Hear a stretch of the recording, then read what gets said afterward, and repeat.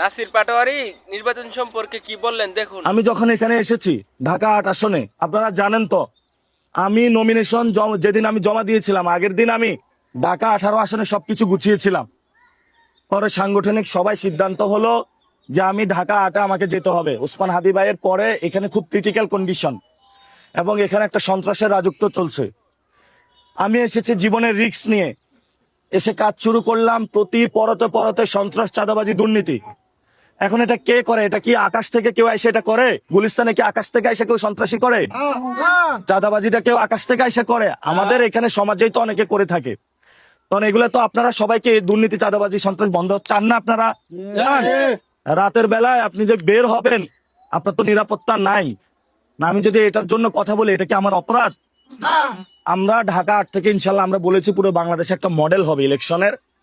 আমরা হলে সিস্টেমের পরিবর্তনের বিরুদ্ধে, কোন ব্যক্তির বিরুদ্ধে না। ব্যক্তি যদি আইসা পড়ে, এই সিস্টেম হলো আমার সিস্টেম, তো সমস্যা।